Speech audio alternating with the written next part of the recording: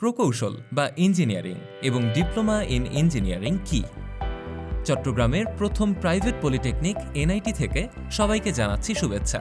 আজকে আমরা জানব প্রকৌশল বা ইঞ্জিনিয়ারিং এবং ডিপ্লোমা ইন ইঞ্জিনিয়ারিং সম্পর্কে।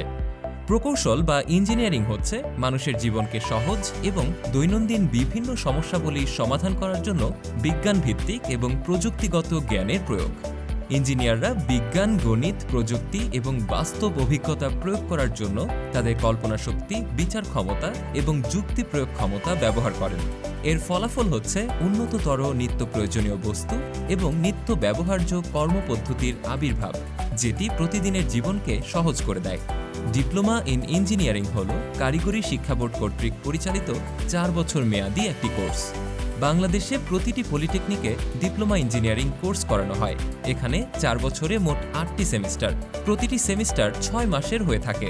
ডিপ্লোমা ইন ইঞ্জিনিয়ারিংয়ে বিভিন্ন সাবজেক্ট আছে, যেমন civil, electrical, mechanical, electronics, computer ইত্যাদি। এসএসসি কিংবা দাখিল পরীক্ষা শেষে সরকারি কিংবা প্রাইভেট পলিটেকনিক ইনস্টিটিউটে ডিপ্লোমা ইঞ্জিনিয়ারিং কোর্সে ভর্তি কার্যক্রম শুরু হয়। বর্তমানে চট্টগ্রামের প্রথম প্রাইভেট পলিটেকনিক এনআইটিতে ভর্তি কার্যক্রম চলছে। ভর্তি সংক্রান্ত যে কোনো তথ্য জানতে স্ক্রিনে দেওয়া নম্বরে যোগাযোগ করুন। ধন্যবাদ।